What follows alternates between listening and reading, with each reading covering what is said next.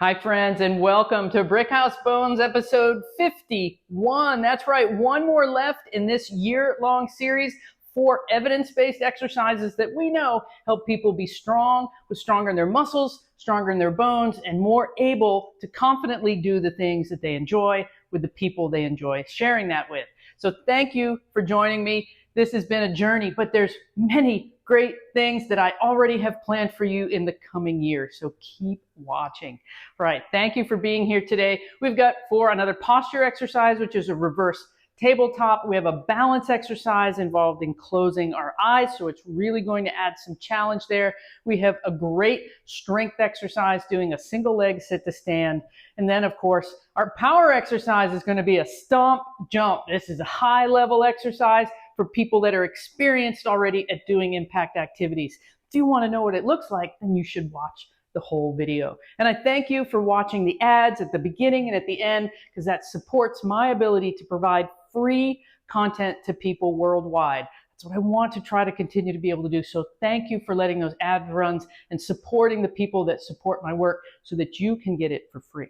All right, let's get down. We're doing a reverse tabletop as our posture exercise. Now, this move requires some shoulder mobility. If you don't have that shoulder mobility, it can help you get it, but you need to start at a reasonable level. So I'll show you the beginner version first, and then I'll show you the true version on the floor. They're both very good and effective, but you can start on a chair, walk your feet out, take your weight through your arms, lift the hips into this reverse tabletop. Lower the hips back down. Lift, squeezing the glutes. This is a great back body and glute exercise. And lower back down. Let's do 3 more. So this is the beginner's version. Good. 2, squeeze the glutes nice and high. 1 more. That reverse tabletop. You can see that requires a lot of shoulder extension. But that's really good at helping our posture because often we lose that. We can't reach back very far. I meet a lot of people that lose that over time. So that's a great way to begin to mobilize that, work into that tightness range in the shoulders, and that will get better and better over time. Don't push through pain. Just work through some of those areas of tightness. So as we're coming down to do this from the floor, I've got my fingertips right up under my shoulders. My knees bent, maybe about 1 foot away from my hips. Head is up. We're going to tilt the head back, lift the glutes, or lift the hips, tighten the glutes, and lower back down. Bracing through the tummy also, trying to get those hips up as high as they can. Getting that full extension through the shoulders. 3, 2 more. 4, 5. So this is a posture exercise. I have this in the posture category. You'll feel a big stretch through the front of the shoulder if you're tight. Take your time. So this is, as it's a new mobility exercise for you, 10 repetitions, 5 to 10 repetitions on that first round is enough to start with. Don't shoot for 3 rounds of 10 on your first go. And as a mobility exercise, as a way to kind of work on that posture and activate a little of the back muscle, I think 10 repetitions of that are sufficient, that we don't need to try to do many reps. You can use bridges and deadlifts as your other strength exercise. Use that as your posture mobility exercise and keep the reps down between 5 and 10. All right, moving on to our balance exercise. Now, for those of you at home that if you're not sure that your balance is very good with that 1 foot in front of the other position, then a good idea is to get into a corner. Now, I couldn't move all of my weights out of the corner, but if you can imagine, this is me standing in the corner where I'm tucked in close to each wall. If I'm doing a balance exercise, I have a wall close by to me. You can also do this at a corner in your kitchen so that you have a counter on each side of you, something to help just provide a little bit of safety if you need it. Now the goal is, as you back into that corner, is to put 1 foot as close to in front of the other as you can do and maintain. And then arms folded, I'm going to ask you to close your eyes. I'll make sure you're in your safety position first. I'm going to ask you to close your eyes for 10, 9, 8, 7, 6, 5, 4, 3, 2, 1. Now you can see I wavered a ton with that activity because we often become very visually dependent in orienting ourselves in space and orienting our balance. That means when we're getting up and moving when our vision is low, such as at night and when it's dark, our vision is so diminished in those dark conditions that it can greatly affect our balance. So when we train, we're going to go to the other foot now. When we train with our eyes closed, it requires us to activate more of our inner ear balance system and more of our joint, muscle, and tendon balance system, the receptors in our muscles and joints that tell us where we are in space. I'm already wavering here just talking in this position.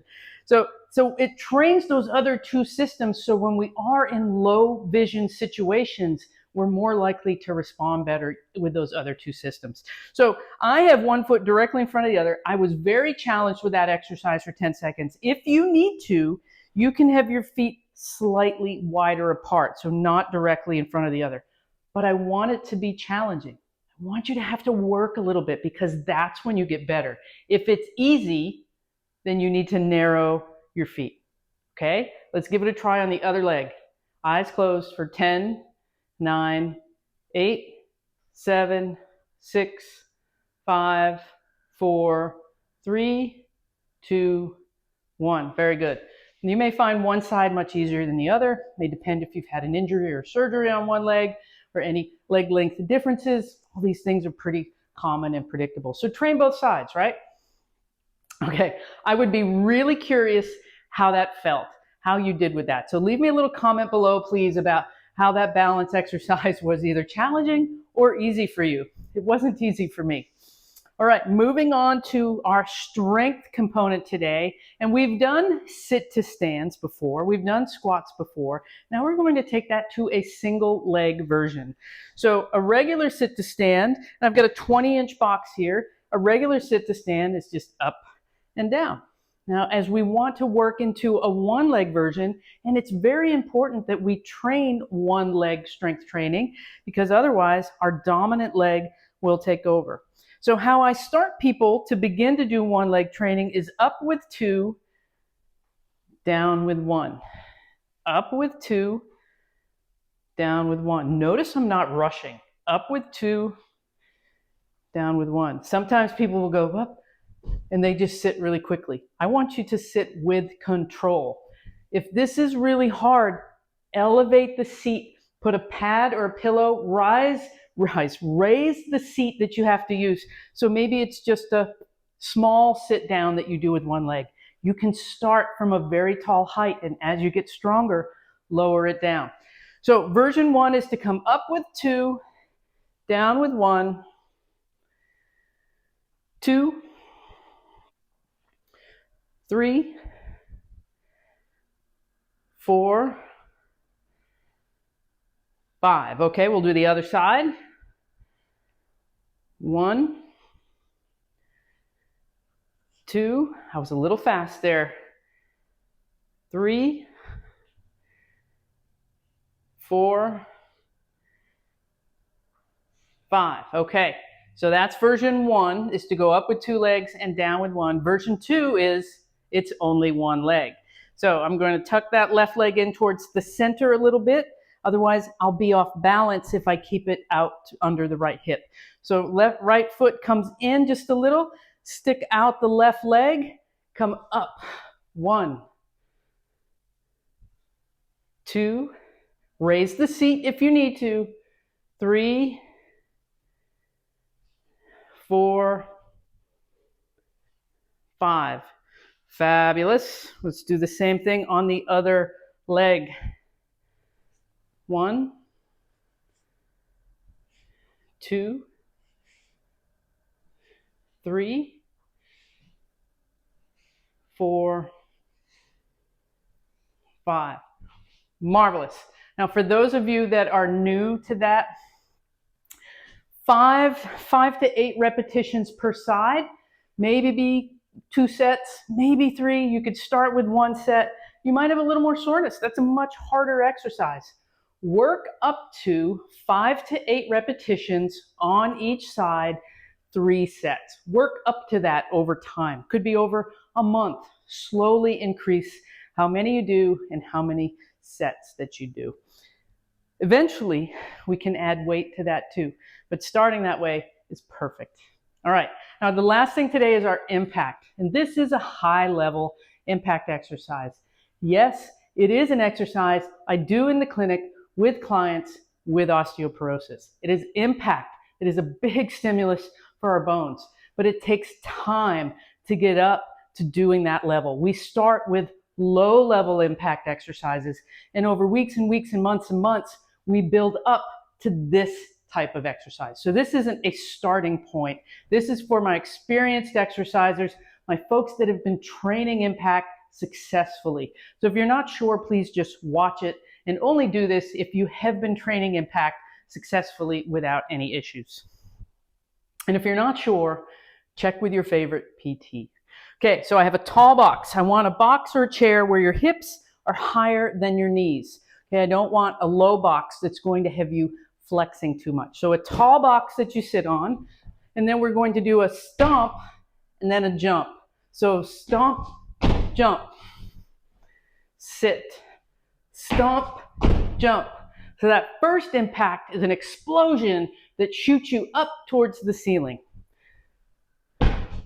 3, 4, 5, 6, notice the noise, 7, 8, 9, 10.